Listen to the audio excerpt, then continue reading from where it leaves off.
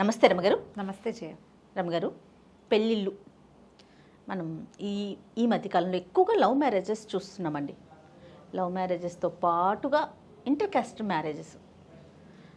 అన్నిటికీ సమస్యలు ఉన్నాయా అంటే లేవనాలి, లేవా అంటే ఉన్నాయి అనాలి. నా దగ్గర ఎవరైనా ప్రస్తావిస్తే నేనేం చెప్తాను తెలుసండి, లవ్ మ్యారేజ్ అయినా అరేంజ్డ్ మ్యారేజ్ అయినా మ్యారేజ్ మ్యారేజే, పెళ్ళి పెళ్ళే, మొగుడు మొగుడే, పెళ్ళాం పెళ్ళామే. వన్స్ పెళ్ళంటూ జరిగితే అక్కడ లవ్ అరేంజ్డ్ అనేది పక్కన పెట్టేద్దాం. సో గొడవలు అనేవి ఎక్కడైనా ఉంటాయి, దేంట్లో అయినా ఉంటాయి. సర్దుకుపోయే తత్వం ఉంటే ఎక్కడైనా ఉంటుందేమో, అది మనుషుల మీద ఉంటుంది అనేది నా అభిప్రాయం.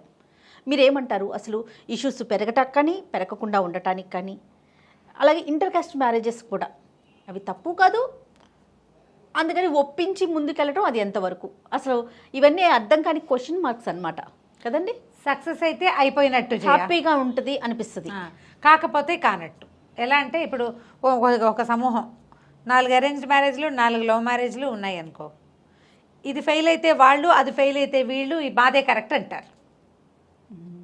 అరేంజ్డ్ మ్యారేజెస్ ఫెయిల్ అయిపోతాయి, ఎందుకంటే వాళ్ళకి ఒకళ్ళ గురించి ఒకళ్ళకి తెలీదు, కొత్తగా కలుసుకుంటారు, అడ్జస్ట్ అవ్వలేకపోతారు, అంచేత మేము మొదటి నుంచి తెలుసుకున్నాం అని చెప్తారు.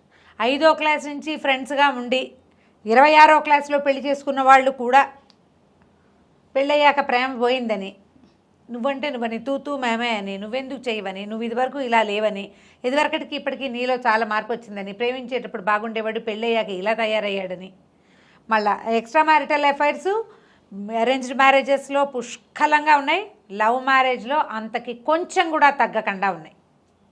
కావాలని ఒకళ్ళనొకళ్ళు ప్రేమించి అమ్మా నాన్నని ఒప్పించకుండానో లేచక్కపోయో, పారిపోయో, ఫ్రెండ్స్ తోటో, లేకపోతే ఏ ఆరి సమాజంలోనో పెళ్లి చేసేసుకుని 1-2 ఏళ్ల పాటు అక్కడక్కడ కలుసుకుంటూ రహస్యంగా కాపురం చేస్తూ కూడా ఇంట్లో చెప్పకుండా ఉండి, తర్వాత కలిసి ఉన్న వాళ్ళల్లో కూడా ఇలాంటివి భేదాభిప్రాయాలు ఎలాగూ ఉంటాయి. మనుషులం కాదు మనం, ఇంతే ఇహ. కానీ ఇవి అఫైర్స్, ఫ్రెండ్షిప్లు, 2-3 పెళ్ళిళ్ళు అత్యంత సహజంగా ఉంటున్నాయి. బేసిక్గా మనుషులకి అడ్జస్ట్మెంట్ పోయింది. మనుషులకి మామూలుగా మనకి 2 భావాలు ఎప్పుడూ ఉంటాయి జయ. ఒకటి నేను, రెండోది నువ్వు కదా, సహజం. ఈ నేను నువ్వు కలిస్తేనే పెళ్ళి, నేను నువ్వు కలిస్తేనే జీవితం, నేను నువ్వు కలిస్తేనే గురు శిష్యులు, నేను నువ్వు కలిస్తేనే మిత్రులు, ఫ్రెండ్స్, నేను నువ్వునే అమ్మా నాన్న, నేను నువ్వు కలిస్తే మనం. నేనే అన్నామనుకో, ఇక నువ్వుకి తావేది లేదు కదా. ఈ నేనన్న భావాలు విపరీతం అయిపోయినాయమ్మా. ఎంత విపరీతం అంటే వీళ్ళు పుట్టిన చోట కూడా అడ్జస్ట్ అవ్వటల్లా ఇప్పుడు. ఒకళ్ళు 2 పిల్లలు చేయ, అమ్మా నాన్న చచ్చి కడుపు కట్టుకుని ఎట్లా కొట్లా పెంచుతారు. చిన్న చిన్న కుటుంబాల్లో కూడా పిల్లలకి మాట సాగుబడులు ఎక్కువ, భావ ప్రకటన స్వాతంత్ర్యం చాలా ఎక్కువ. నాకు నచ్చలేదు, నేను చెయ్యను అని చెప్పే అవకాశం ఇదివరకు ఉండేది కాదు, కనీసం నీ ఏజ్లో కూడా లేదండి. పెద్దవాళ్ళు తెస్తే బట్టలు కట్టుకునే రోజులు చేయావి. నాన్నలే బట్టలు తెచ్చేవాళ్ళు, మామయ్యలు తెచ్చేసేవాళ్ళు, అక్కయ్యలు తెచ్చేవాళ్ళు. పెద్దవాళ్ళు బట్టలు తెస్తే పిల్లలు ఇది నా చాయిస్, ఇది నా చాయిస్ కాదు, this is my colour, this is not my cup of tea అనే అవకాశం అప్పుడు లేదు. ఇప్పుడేంటంటే ప్రతి డ్రాప్ ఆఫ్ టీని సెలెక్ట్ చేసుకుంటున్నారు పిల్లలు. ఆ చాయిస్ ఇచ్చేస్తున్నాం. ఇప్పుడు సమాజం మారింది కదా, ఇది తప్పండా లేదు, నేనైనా చేస్తున్నదే, అది తప్పు కాదు. ఇప్పుడు పరిస్థితి అది ఈ రోజున ఇట్లా జరుగుతోంది. ఇది జరిగేటప్పుడు ఏమవుతుంది, ఒక్క గీత పక్కకెళ్ళినా ఇది నాకు నచ్చలేదు, ఇది ఎందుకు అని ప్రశ్నించే ధోరణిలోకి వచ్చాం మనం. ఈ ప్రశ్నకి వీళ్ళని అడుగుదాం, వాళ్ళని అడగకూడదు, వీళ్ళ దగ్గర ఊరుకోవాలి, ఈ సిచ్యువేషన్లో తగ్గుదాం అని అనిపించే అవకాశము అస్సలు లేదు. అదే అలవాటు అయిపోతుంది. అది అలవాటు. నువ్వు మొగుడినైనా, అత్తగారినైనా, అమ్మనైనా, నాన్ననైనా. మొగుడు అత్తగారు వీళ్ళ దగ్గర ఉండాలని ఏం లేదు కదా, పెళ్ళాన్నైనా అంతే. పోనీలే అని కానీ, 4 రోజులు ఆగుదామని కానీ, చూసి చూడనట్టు ఉందాంలే అని కానీ ఎవ్వరూ అనుకోవటల్లా. నేను ఎందుకు ఉండాలి అనే ప్రశ్నే ప్రతి ఒక్కరికి. మీరు ఫస్టే చెప్పారు, నేను అది ఎక్కువ, నేను ఎక్కువ అయ్యేసరికి అలానే ఈ ఇబ్బందులు వస్తాయి. ఇప్పుడు నువ్వు అడిగినట్టు అరేంజ్డ్ మ్యారేజా లవ్ మ్యారేజా ఒకటి, అందులో మళ్ళీ ఇంటర్ కాస్ట్ ఇంటర్ రిలీజియన్ వివాహాలు వాటితోటి కూడా ఇక ఇంటర్ క్యాస్ట్ ఇప్పుడు పెళ్ళిళ్ళలో ఏముంది, ప్రేమ పెళ్ళి ఎలా జరుగుతాయి సాధారణంగా? ప్రేమలు స్కూల్లోనో కాలేజీలోనో ఆఫీస్లోనో ఎక్కడో కొంతసేపు కలుసుకుంటారు. అప్పుడు మనం ఏం చేస్తాం, ఎప్పుడు కూడా బెస్ట్ సైడ్ చూపిస్తాం కదా జయ. అంతేగా. అవునా? నువ్వు మాస్టి మొహంతో అద్దం చూసుకోవు. ఎవరైనా చక్కగా అలంకారం చేసుకుని దానికి తుది మెరుగులు దిద్దడానికి నుంచుంటాం అద్దం ముందు. అంతేనా? ఎంతసేపు జిడ్డోడుతున్న మొహాన్ని ఎందుకు చూసుకుంటాం? వెంటనే దాన్ని సరి చేస్తాం. మాస్టి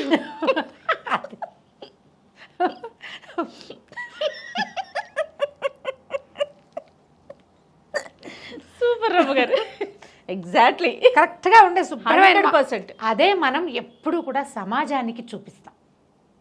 ఫ్రెండ్స్కి, క్లోజ్ సర్కిల్కి మన ఒరిజినల్ రంగు. నిద్ర లేవగానే నువ్వు ఎలా ఉంటావు అనేది నీతో పాటు ఉంటారు చూడు, రోజంతా నిన్ను భరిస్తారు, వాళ్ళు చూస్తారు. అది మన కుటుంబ సభ్యులే కదా, మన ఫ్యామిలీ. లేదా ఏ హాస్టల్లోనో ఎక్కడో ఉంటే ఫ్రెండ్స్ కూడా నిద్ర లేవగానే నువ్వు నావలిచ్చి చేతులు విసిరేసి గాల్లో ఒళ్ళు విడుచుకుంటావు, చూడడానికి పరమరోతగా ఉంటుంది, వాళ్ళు చూస్తారు. అంతే. నువ్వు మధ్యాహ్నం వెళ్ళి తయారై కల్పించుకుని ఒకసారి వెళ్ళి హలో అనేవాళ్ళు ఉంటారు చూడు, పాపం వాళ్ళు చూడరు నీ సౌందర్యవంతమైన మొహం, నువ్వు ప్రజెంటేషన్ మాత్రమే చూస్తారు. ఈ ప్రజెంటేషన్ వెనకాల ఒరిజినాలిటీ అనేది ఎప్పుడు వస్తుంది? టుగెదర్నెస్ వల్ల వస్తుంది. కలిసి ఉన్నప్పుడే. కలిసి ఉన్నప్పుడు కూడా వాళ్ళల్లో ఉండే మానవ సహజమైన సాధారణ భావాలని యాక్సెప్ట్ చేయగలిగే వాళ్ళు గనక దొరికితే, ఇది ఎంత అవకాశములు తక్కువ చేయడానికి. భగవంతుడు ఎంత అనుకూలించాలి, యూనివర్స్ మనని ఒప్పుకోవాలి, అప్పుడే మనకి సరైన వాడిని ఇస్తుంది. నీ దగ్గర ఉండే అన్ని రకాల వ్యవహారాలని వాడు కాదు, సరైన దాన్ని కూడా వాడంటున్నానని ఆడపిల్లలకి చెప్తున్నాను అనుకోకండమ్మా, వాళ్ళ పొరపాటు కూడా కాదు, ఇద్దరికీ కావాలి. అవును, ఇద్దరికీ కావాలి. ఇదే దీంతో పాటుగా మీ అమ్మ మీ నాన్న, నీ వ్యవహారం, మీ ఇంట్లో పద్ధతులు, మీ ఇంట్లో తిండి తిప్పలు, మీరు వంట వండుకునే విధానం, మీరు అన్నాలు తినే విధానం, మీరు బట్టలు ఉతుకునే విధానం కూడా ఇవన్నీ ఉంటాయి కదా. పెళ్ళి కాకముందు ఏమవుతుంది చెప్తున్నాక, బెస్ట్ సైడ్ బెటర్ సైడ్ చూపించుకుంటాం. వాళ్ళు అంతే, మనము అంతే. ఈ చూపించుకున్న వ్యవహారంతో క్రమంగా ప్రేమలు, ఆపేక్షలు, ఒకళ్ళనొకళ్ళు వదిలిపెట్టి ఉండలేగంతనాలు, పెళ్లి చేసుకోవాలనుకోవటాలు, కలిసి ఉండాలనుకో సహజంగా జరిగిపోతాయి. నేను ఇలా మాట్లాడుతుంటే నేను ప్రేమ పెళ్ళిళ్ళకి ఎగనెస్ట్ అని పొరపాటును కూడా అనుకోకండి. పూర్తి ఓటు ఉంది నాకు, నా పూర్తి ఓట్లు దానికి. కాకపోతే ఈ బెస్ట్ సైడ్ వెనకాల ఉండే సైడ్ ఉంది కదా, దాన్ని యాక్సెప్ట్ చేయడం రావాలి మీకు. అది చేత కావాలి, అప్పుడు దిగాలి పెళ్ళికి. 2 రోజులు ట్రై చేసి మానేసేందుకు ఉద్యోగాలు కాదు కదా పెళ్ళిళ్ళంటే.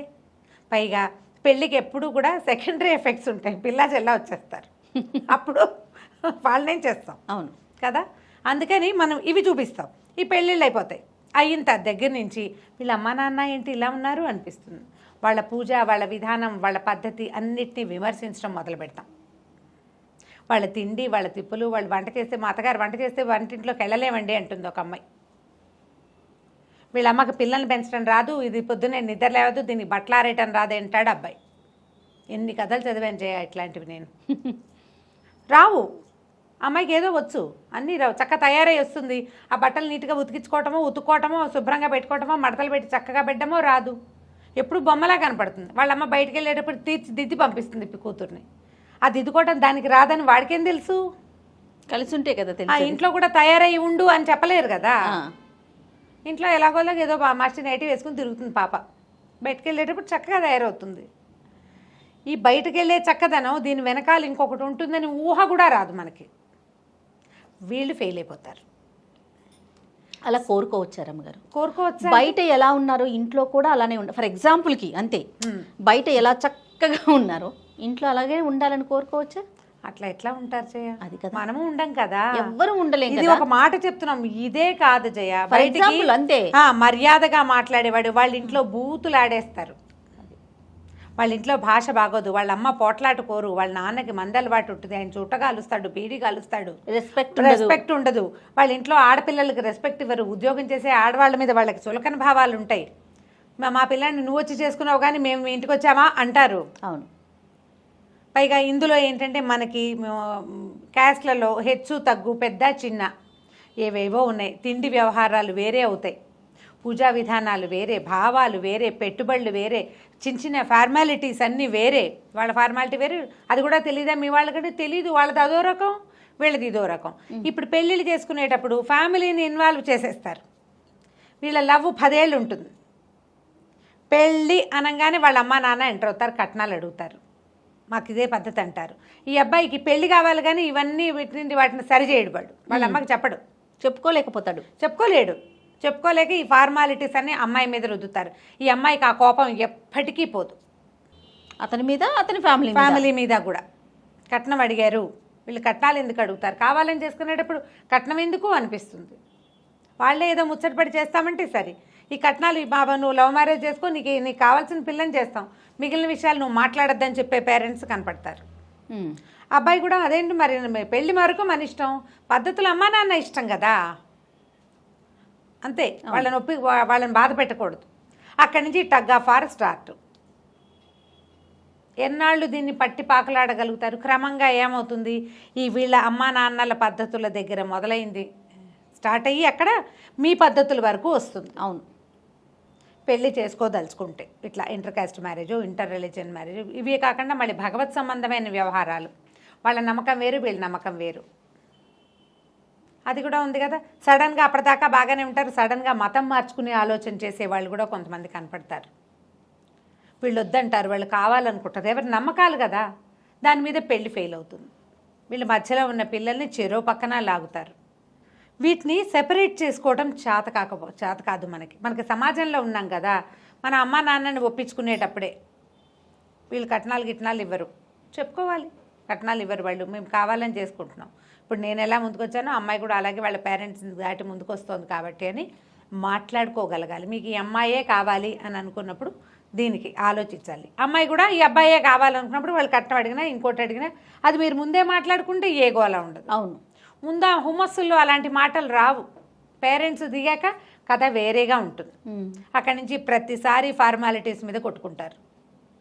వాళ్ళ పద్ధతులు బాగుండవు. అబ్బాయి ఎవరో ఒక చాలా మంచి ఉద్యోగంలో ఉన్నాడు, కొలీగ్స్. పెళ్ళి అనుకునేదాకా వాళ్ళ ఇంట్లో విధానం ఏమిటో ఈ అమ్మాయికి తెలియదు. ఇలాంటివి కనపడుతున్నాయి కొన్ని. తీరా అక్కడికి వెళ్ళాక వీళ్ళు ఏదో కొంచెం ఫ్యాన్సీగా, స్టైలిష్గా, పెద్ద మంది తరహాగా, అంటే ఏమనాలి, అప్పర్ మిడిల్ క్లాస్ ధోరణి వీళ్ళది, లోవర్ మిడిల్ క్లాస్ ధోరణి వాళ్ళది. ఈ క్లాసుల్లో వ్యత్యాసాలు కూడా ఎంతో బాధిస్తాయి కదా. సేమ్ క్యాస్ట్లో కూడా క్యాస్ట్ అండ్ క్లాస్ రెండూ ఇబ్బంది పెడతాయి. అవును. కులాలతోటి ఇబ్బంది, తరగతులతోటి ఇబ్బంది. వాళ్ళ పద్ధతులు, వాళ్ళ పిసినరితనం, వాళ్ళ పద్ధతి బాగుండలేదు, వాళ్ళు ఇలా చేస్తారు, నిన్నటిది వాళ్ళు తింటారు, లేదా ఇవాళది రేపటికి పెడతారు, శుభ్రంగా ఉంచరు, క్లీన్గా ఉండరు. అక్కడి నుంచి పిల్లలు పుట్టాక మా అత్తగారి పెంపకం బాగోదు, ఆవిడ ఎంతసేపు పిల్లని ముద్దు పెట్టుకుంటుంది. అదొక కంప్లైంట్ తెలుసా? అంటే పిల్లాన్ని అత్తగారు ముద్దు పెట్టుకుంటారు ఎంతసేపు, అన్హైజీనిక్ అంటుంది అమ్మడు. మనవడు ముద్దురాడు, చెప్పలేకపోతాం. వీటి మీద కొట్లాడుకుంటారు. ఇంకా భార్యాభర్తలకి సయోధ్య ఎట్లా ఉంటుంది? వీళ్ళ కర్మ కాలితే మూడో వాళ్ళు ఎవరో అడ్వాంటేజ్ తీసుకుంటారు బయట నుంచి. వీళ్ళు పోయి ఎవరో ఒకళ్ళకి చెప్పుకుంటుంటారు ఆఫీసుల్లోనూ, లేకపోతే కొలీగ్స్లో, ఫ్రెండ్స్ తోటో. మూడో మనుషులు ఎంటర్ అవుతారు కదా. అంతే. పెళ్ళిళ్ళు చేసుకునే ముందే ఎప్పుడు కూడా నీకు నాకు పెళ్ళి అని అనుకోకూడదు. పెళ్ళి అంటే ఇద్దరు మనుషులకు కాదు, 2 కుటుంబాలకి. ఇటువైపు పెద్ద సమాజం, అటు ఇంకో పెద్ద సమాజం. ఈ సమాజాల మేళవింపు పెళ్ళి. ప్రేమ వరకు మీరిద్దరే ఏం చేసినా. పెళ్ళి అంటే మేమిద్దరమే అని పొరపాటును కూడా అనుకోకూడదు. మేమిద్దరమే పెళ్ళిలో అంతే అనేది కేవలం సినిమాల్లో. అమెరికా వెళ్ళిపోయినా కూడా అత్తామామ వదిలిపెట్టని వాళ్ళు ఉన్నారు. వాళ్ళ పూర్వపు చరిత్రలు, వాళ్ళ పద్ధతులు, వాళ్ళకున్న సమస్యలు మిమ్మల్ని వెంటాడుతూనే ఉంటాయి, వదలవు. ఎందుకంటే ఓ 25-30 ఏళ్ళు ఒక అబ్బాయో అమ్మాయో వాళ్ళ సమాజంలో బతికి వచ్చిన వాళ్ళు. దాని తాలూకు నీడలు మిమ్మల్ని ఎట్లా వదిలిపెడతాయి? నువ్వు ఎదర్ యాక్సెప్ట్ చేయాలి ఆ నీడని, దాన్ని భరించాలి. అప్పుడు కదా పెళ్ళి సక్సెస్ అయ్యేది. అంతే కదా, లేకపోతే ఎట్లా కుదురుతుంది? కుదరదు. ఏదో దేవాలయానికి వెళ్ళాం, ఇది ఒక జరిగిన సంగతి చెప్తున్నాను. దేవాలయానికి వెళ్ళాం, మామూలుగా ఎవరో నా వెనకాల నుంచున్నారు. ఇద్దరు భార్యాభర్త వచ్చారు. అమ్మాయి కొంచెం చక్కగా మంచి ట్రెడిషనల్గా ఉంది, అబ్బాయి జీన్స్ ప్యాంట్ బాగున్నారు. చిన్నపిల్లలు 30 30s ఉంటారు. గోత్రాలు చెప్తా, గోత్రనామాలు అడిగారు అర్చకుడు. ఆ అబ్బాయి ఓ గోత్రం చెప్పాడు, ఈ అమ్మాయి ఓ గోత్రం చెప్పింది. చెరుకో గోత్రం చెప్పారు. నేనేమనుకున్నా, ఓహో సరే అబ్బాయి వాళ్ళ గోత్రం చెప్పారు, ఈ పిల్ల తండ్రి గోత్రం చెప్పుంటుంది. ఇప్పుడు మేమైనా ఏం చేస్తామంటే ఏదైనా పెద్ద పెద్ద దేవాలయాలకు వెళ్ళి చెప్పినప్పుడు మా గోత్రంతో పాటు మా పుట్టింటి గోత్రం అన్నయ్య పేరు కూడా చెప్పి గోత్రం చెప్తాం. అన్నయ్య పేరు మీద కూడా అర్చన అని చేస్తాం కదా సహజంగా. నాన్నగారు ఉంటే నాన్నగారి పేరు గోత్రం చెప్తాం. అలాగని భావించారు. బయటకు వచ్చాక వాళ్ళు మాట్లాడుకుంటున్నారు. నీకు ఎన్నిసార్లు చెప్పాలి, నేను చెప్తాను నువ్వు నోరు మూసుకోమని అని అతను అంటున్నాడు. కొంచెం కుతూహలం వచ్చింది, ఏమిట్రా అని. ఆ అమ్మాయి అడిగితే, నేను మా పెళ్ళిలో గోత్రాలు మార్చుకోలేదంటే నా గోత్రం నాకే ఉంది, ఇంటి పేరు ఉందిలాగా అమ్మాయి గోత్రం అమ్మాయికే ఉందిట, అతని గోత్రం అతనిదేట, అందుకని అమ్మాయి అలాగే చెప్తుంది. గోత్రాలు మార్చుకోలే మేము. అంటే మేము ఆర్య సమాజంలో పెళ్లి చేసుకున్నామంటే మామూలు హిందూ ట్రెడిషనల్ మ్యారేజ్లో గోత్రాలు అవి మారుస్తారు, నాకు ఇష్టం ఉండదు, నేను మా నాన్న గోత్రంతో ఉండాలనుకుంటున్నా. అసలు బుర్ర తిరిగిపోయింది జయ నాకు. ఇదేం వాదం? గోత్రాలు మార్చేసి ఆడపిల్లని అవతల వాళ్ళ పిల్లని చేసేస్తారట హిందూ మ్యారేజెస్లో, చేసేస్తారు, జరిగేదే అది. అమ్మాయి చెప్పటం మామూలుగా నాకు తెలుసు కొంతమంది ఇంటి పేరు మార్చుకోరు. సినిమా యాక్టర్లు కొంతమంది తండ్రి ఇంటి పేరు భర్త ఇంటి పేరు కలిపి పెట్టుకున్న వాళ్ళని మనం చూస్తున్నాం కొంతమంది. అవును. అలాగా ఈ అమ్మాయిట తన గోత్రమే చెప్పుకుంటుంట, తన గోత్రంతో పూజ. ఈ అబ్బాయితో పెళ్ళి కాపురం పిల్లలు కానీ మీ పిల్లలకి ఎవరి గోత్రం వస్తుందమ్మా అన్న. ఆబ్వియస్లీ తండ్రి గోత్రమే వస్తుందంటే నాకెట్లా మా నాన్న గోత్రం ఉందో నా పిల్లలు కూడా వాళ్ళ నాన్న గోత్రమే ఉంటుంది. బృహత్తర కార్యక్రమంలా కనబడింది. అమ్మాయికి ఎలా చెప్పాలో నాకు అర్థం కాలేదు. అతను అడిగాడు, ఆంటీ మీకు తెలుసా ఈ విషయం, మీరు అర్థం అయ్యేలాగా చెప్తారని. ఇది ఇవాళ సంగతి కాదు, ఒక 6-7 ఏళ్ల క్రితం. ఈ తాబెట్టను కుందేటికి 3 కాళ్ళు అనే వాళ్ళకి చెప్పలేమయ్యా, ఇది ముందు నుంచి వస్తున్న సిస్టము. ఈ సిస్టమ్ని అసలు గోత్రం మారటం వల్లే ఈ అమ్మాయి ఆ వాళ్ళ ఇంటి అమ్మాయి అవుతుందని. గోత్రం మారపతి మీరేమిట్లు అంటే ఏదో మరి అడగాలిగా. ఇలాంటప్పుడు వీళ్ళది తదినాలు తిథులు పెట్టే జాతే వాళ్ళది. ఓకే, పెట్టుకుంటారు కదా మరి కొంతమంది. మరి అలాంటప్పుడు నీ భార్య వంట చేయడానికి దానికి పనికిరాదు, గోత్రం మార్చుకొని నేనంటే నీ గోత్రం అయిన అమ్మాయే మీ నాన్నకి పితృకార్యం చేసినప్పుడు వంట చేయడానికి పనికొస్తుంది, అగ్నికార్యానికి పనికొస్తుంది, లేకపోతే పనికిరాదు. చెప్పారా అని చెప్పారు. ఆ అమ్మాయి చాలా రూక్షంగా చూసింది నాకేసి. అవన్నీ హంబక్ అంది. నేను మరి అది హంబక్ అయితే గోత్రం కూడా హంబక్కేగా, అసలు ఇంకెందుకు? అది హంబక్ ఓకే బాగుంది, మరి ఇది హంబక్ కాదా?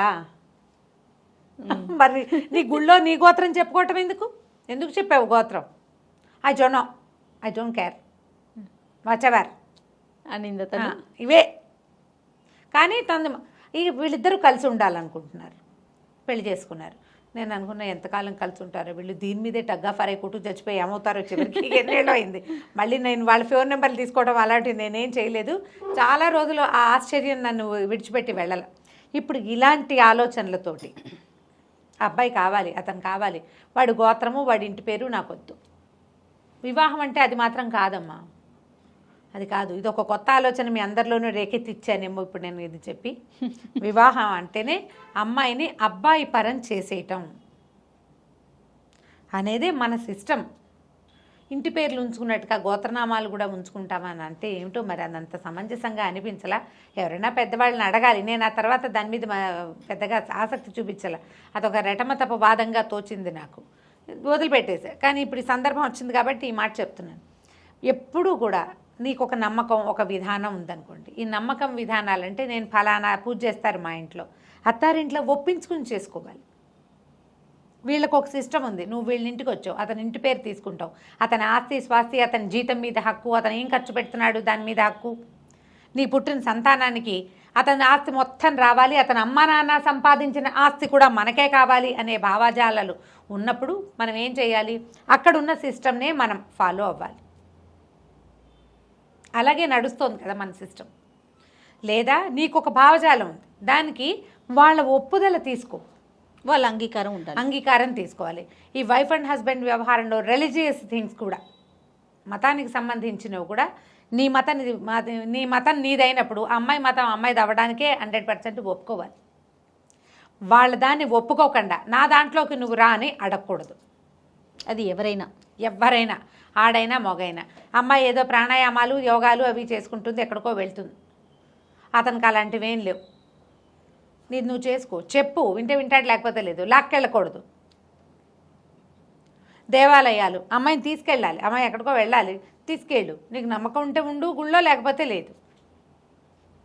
వాళ్ళని మాన్పించాలని ట్రై చేయకూడదు. ఎందుకంటే మనిషి మనుగడకి రూట్ నమ్మకం, అది వాళ్ళకి ధైర్యాన్ని ఇస్తుంది. నీతో ఉంటున్నా భగవంతుడు నన్ను ఉంచాడని నమ్ముతుంది అమ్మాయి. అతనైనా మరి దాన్ని ఒప్పుకోవాలి కదా మనం. ఎప్పుడు ఇలాంటి ధోరణి ఉంటేనే ఈ పెళ్ళిళ్ళు మనతాయి.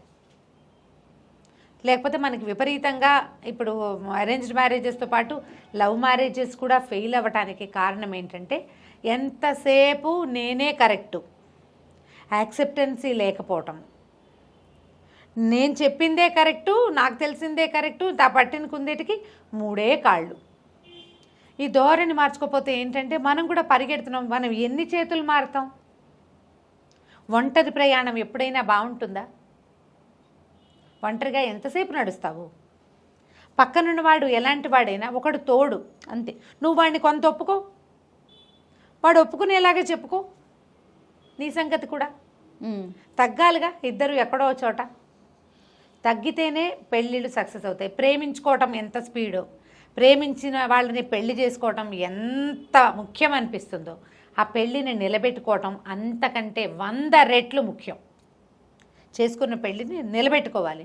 మనం ఎక్కడ తగ్గాలి, ఎక్కడ మానేయాలి, ఎక్కడ ఊరుకోవాలి అనేది సొంతానికి ప్రశ్న వేసుకుని ఇద్దరు కలిసి కూర్చుని మాట్లాడుకుని, లేదా మీ పెళ్ళికి దోహదపడిన, ప్రేమకి దోహదం చేసిన ఫ్రెండ్స్ ఉంటారు, చుట్టాలో ఎవరో ఒకళ్ళు, వాళ్ళని మధ్యలో కూర్చోబెట్టుకునైనా మాట్లాడుకుని దీన్ని సరి చేసుకోండి. ఇలా ప్రేమించుకోగానే అలా పెళ్ళికి తొందరపడద్దు. ముందు వెనక ఆలోచించుకోండి. వీళ్ళ ఫ్యామిలీలో నేను అడ్జస్ట్ అవ్వగలనా? ఎందుకంటే వీడు ఒకడే కాదు మనకు కావాల్సింది. వీడు ఒకడే ఉండడు ఎప్పుడు మన లైఫ్లో. ఆడగాని మొగ్గాని అమ్మాయి ఒక్కతే ఉండదు, అబ్బాయి ఒక్కడే ఉండడు. వాళ్ళ మొత్తం సమాజం ఉంటుంది. ఆ సమాజాన్ని నేను యాక్సెప్ట్ చేయగలను అనే ధైర్యం వచ్చినప్పుడే పెళ్ళికి దిగండి. ఓ 2 ఏళ్ళు ఏడాది లేట్ అయినా ఏం పర్వాలేదు. నువ్వు లేనిదే నేను బతకలేనని పరిగెత్తడం, ఆ వెనకాల ఉన్న వాళ్ళని చూడంగానే భయపడి వెనక్కి పారిపోవటం, అలాగే జరుగుతున్నాయి కదా. ఆలోచించి పెళ్ళికి దిగాలి. ఆల్రెడీ దిగేసిన వాళ్ళు ఆలోచించుకుని దాన్ని సెట్ రైట్ చేసుకోవడానికి ట్రై చేయాలి. అప్పుడు కొంచెం ఈ గోల తగ్గుతుంది. రైట్. నమస్తే రమగారు. నమస్తే.